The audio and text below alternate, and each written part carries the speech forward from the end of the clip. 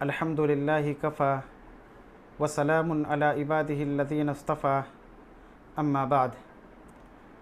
محترم سامعین، کل آپ نے پڑھا تھا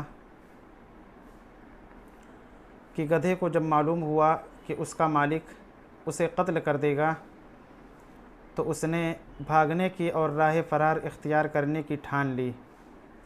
آج کا جو عنوان ہے شک والکلب الامین، وفادار کتے کی شکایت۔ شکوہ یہ مضاف ہے اور الکلب موصوف، الامین صفت، موصوف صفت مل کر کے شکوہ کا مضاف الیہ ہے۔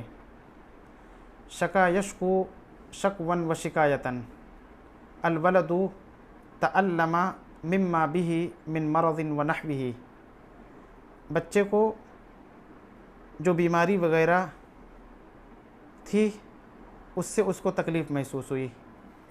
آپ کہہ سکتے ہیں انا اشکو الصداع والدوارا، مجھے سر درد ہے اور چکر آ رہا ہے۔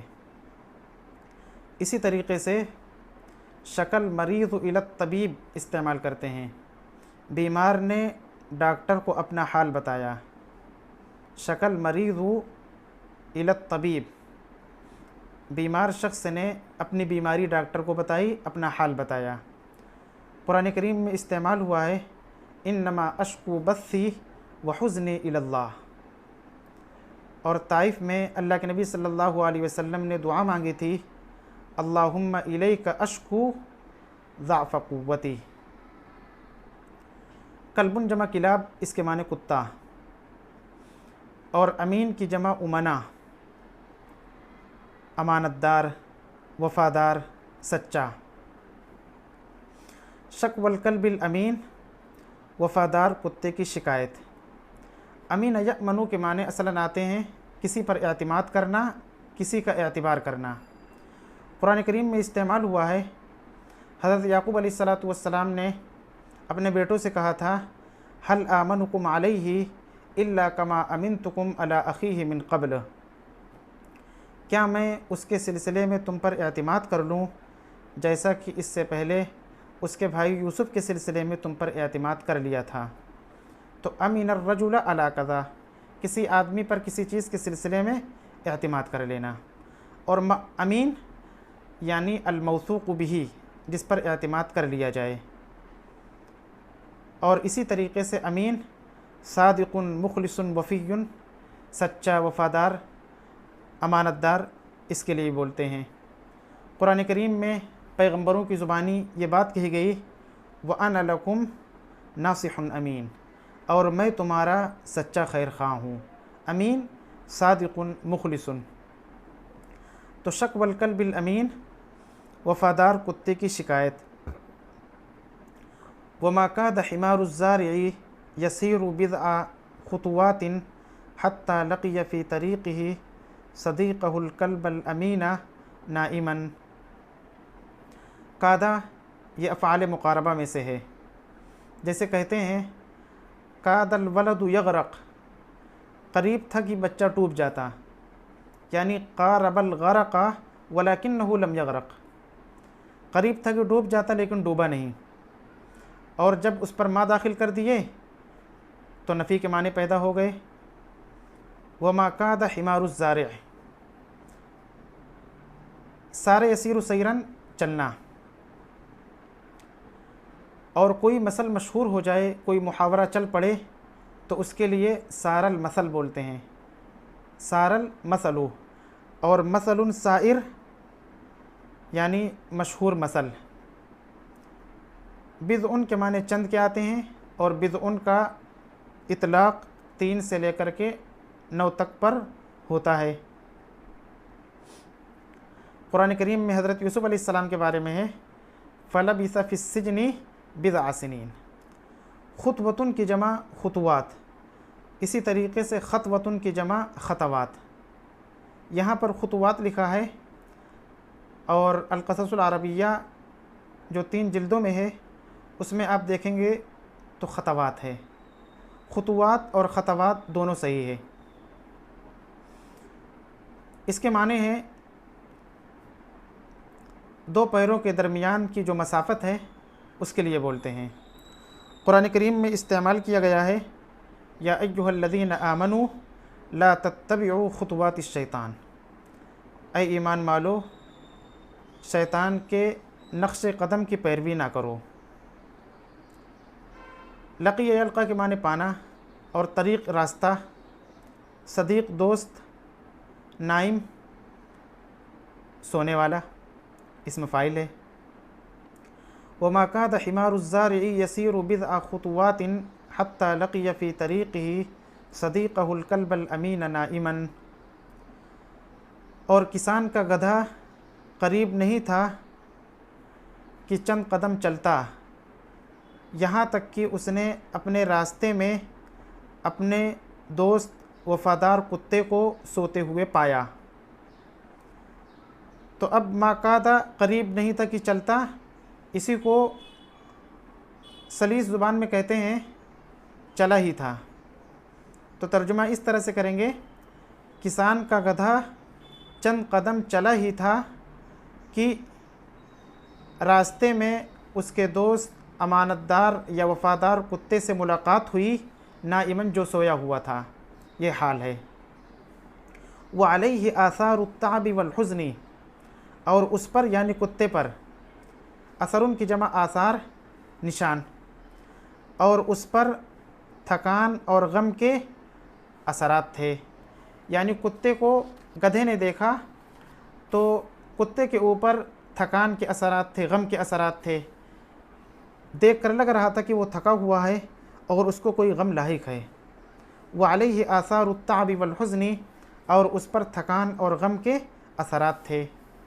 فایقظہ من نومہ وحیاہ، ایقظ یوقظ ایقاظاً بیدار کرنا، اور استیقظ بیدار ہونا۔ فایقظہ من نومہ، تو اس نے اس کو اس کی نیند سے بیدار کیا، اس کو اس کی نیند سے بیدار کر دیا۔ ایقظ کے معنی جگانا، بیدار کرنا، یعنی گدھے نے کتے کو جگا دیا اس کی نیند سے۔ جیسے آپ کہہ سکتے ہیں لا توقظہ اذا کان مستغرقا فی نومہ، تم اس کو جگاؤ نا جب وہ گہری نیند میں ڈوبا ہوا ہو، جب وہ خوب نیند میں سو رہا ہو تو اس کو نہ جگاؤ۔ فایقظہ من نومہ، تو اس نے اس کو اس کی نیند سے جگایا۔ وحیاہ، حیا یحیی تحیۃً، اس کے معنی آتے ہیں سلام پیش کرنا۔ حیاہ بتحیۃ الصباح، صبح کا سلام اس نے اس کو پیش کیا۔ وحیاہ، اور اس نے اس کو سلام کیا، یعنی گدھے نے کتے کو سلام کیا۔ وَإِذَا حُيِّيتُم بِتَحِيَّةٍ فَحَيُّوا بِأَحْسَنَ مِنْهَا أَوْ رُدُّوهَا، قرآن کریم میں استعمال ہوا ہے۔ فَأَيْقَظَهُ مِن نَوْمِهِ وَحَيَّاهُ، تو اس نے اس کو اس کی نیند سے بیدار کیا اور اس کو سلام پیش کیا۔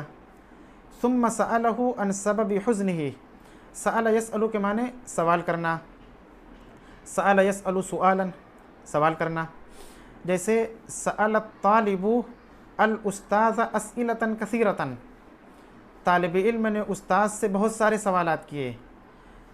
جب انصلہ ہو تو کسی چیز کے بارے میں پوچھنا، حال دریافت کرنا۔ ثم سألہ عن سبب حزنہ، پھر اس نے اس سے اس کے غم کی وجہ پوچھی، یعنی کتے کو دیکھا کہ اس پر غم کے اثرات ہیں تو پوچھا کہ کیوں غمزدہ ہو، کیا بات ہے۔ ثم سألہ عن سبب حزنہ، پھر اس نے اس سے اس کے غم کی وجہ پوچھی۔ آپ بھی کہہ سکتے ہیں سألت صدیقی عن سبب حزنہ، میں نے اپنے دوست سے اس کے غم کی وجہ پوچھی۔ دوست سے ملاقات ہوئی تو دیکھا کہ وہ غمزدہ تھا تو اس سے اس کے غم کی وجہ پوچھی۔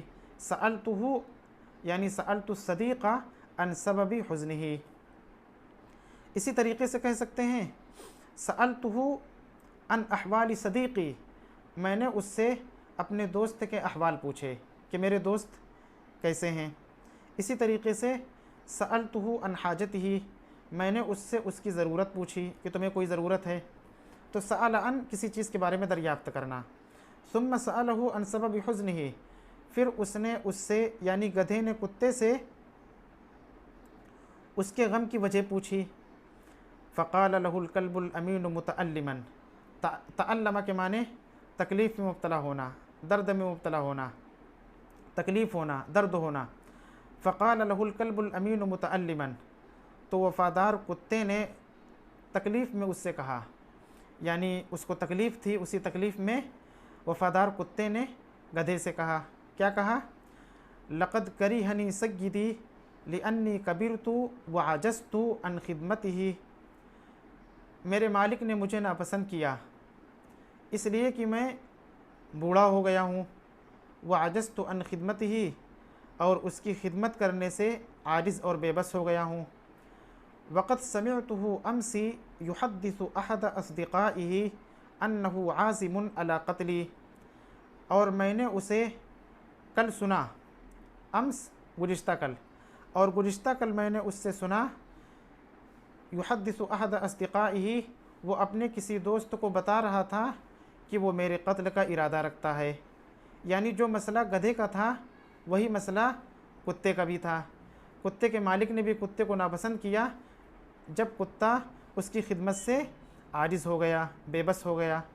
یہاں پر وقت سمعتہ امسی یحدث احد اصدقائہ انہ عازم ہے، اور القصص العربیہ جو ہے اس میں بھی انہ ہے، تو بغیر با کے بھی صحیح ہے اور با کے ساتھ بھی صحیح ہے، کوئی مسئلہ نہیں ہے۔ فہربت منہ، تو کتے نے کہا کہ میں اس سے بھاگا، یعنی اپنے مالک سے بھاگا۔ ولکنی فکرت کثیرا، لیکن میں نے بہت زیادہ غور کیا کہ کہاں جاؤں، کیا کروں۔ فلم اہتدی الی مکان آخر اعیش فیہ، اہتدا یہتدی الی صلے کے ساتھ کسی جگہ پر پہنچنا یا کوئی راستہ پا لینا، جیسے اہتدا الی الطریق الصحیح، اس کو صحیح راستہ مل گیا۔ اسی طریقے سے اسلام کی طرف کوئی راہیاب ہو جائے اس کے لیے اہتدا الی الاسلام، اہتدا الی الاسلام الوف من المشرکین، ہزاروں مشرکین نے اسلام کا راستہ پا لیا، تو اہتدا کے معنی پا لینا، وجدہ کے معنی میں۔ فلم اہتدی، تو میں نے کوئی جگہ نہیں پائی جس میں زندگی گزاروں۔ ولیکنی فکرت کثیرا، لیکن میں نے بہت زیادہ غور و فکر کیا۔ فلم اہتدی الی مکان آخر اعیش فیہ، تو میں نے کوئی دوسری جگہ نہیں پائی جس میں زندگی گزاروں، یعنی مالک کے گھر کو میں نے چھوڑ دیا تھا اور پھر مجھے کوئی دوسری جگہ زندگی گزارنے کے لیے نہیں ملی۔ ثم اجہدنی التعب، اجہد یجہد اجہادن کے معنی مشقت میں ڈال دینا، پھر تھکان نے مجھے مشقت میں ڈال دیا، فنمت، تو میں سو گیا، یعنی میں بہت زیادہ تھک گیا اور تھکنے کی وجہ سے پھر میں سو گیا۔ جب یہ بات کتے نے کہی تو گدھے نے اس کو ہمت دلائی۔ فقال له الحمار، تو گدھے نے اس سے کہا، لا تحزن یا صدیقی وہلم ای تعالی معی الی الغابہ، غم نہ کرو اے میرے دوست، لا تحزن یا صدیقی، غم نہ کرو اے میرے دوست۔ آپ بھی جب کسی اپنے دوست کو غمزدہ دیکھیں تو آپ کہہ سکتے ہیں لا تحزن یا صدیقی، اے میرے دوست آپ غم نہ کریے، تعال میرے ساتھ چلیے۔ تو اس نے کہا کہ غم نہ کریے اے میرے دوست، وہلم، اور چلیے میرے ساتھ جنگل، الی الغابہ، اور میرے ساتھ جنگل چلیے۔ ہلم کے معنی تعالی کے ہیں، چلیے، ہلم اسم فعل امر ہے، اور یہ واحد جمع مؤنث مذکر سب کے لیے استعمال کرتے ہیں، اور اسی طریقے سے اس کے صیغے بھی نحو کے قاعدے میں نقل کیے گئے ہیں۔ قرآن کریم میں جمع کے لیے بھی ہلم ہی استعمال ہوا ہے۔ قل ہلم شہداءکم، آپ کہہ دیجئے کہ اپنے گواہوں کو حاضر کرو۔ تو اس نے کہا کہ میرے ساتھ جنگل چلو، لنتعاون معا علی العیش، تاکہ ہم ایک دوسرے کا ساتھ دیں زندگی گزارنے پر، تاکہ ہم زندگی جینے میں اور زندگی گزارنے پر ایک دوسرے کا ساتھ دیں۔ کتے نے جب یہ بات سنی گدھے کی تو اس کو بہت زیادہ خوشی ہوئی۔ ففرح الکلب الامین بذلک اشد الفرح، تو وفادار کتا اس سے بہت زیادہ خوش ہوا۔ آپ بھی استعمال کر سکتے ہیں، فرحت بنجاحک فی الامتحان اشد الفرح، امتحان میں تمہاری کامیابی سے مجھے بہت زیادہ خوشی ہوئی۔ تو وفادار کتا اس سے بہت زیادہ خوش ہوا۔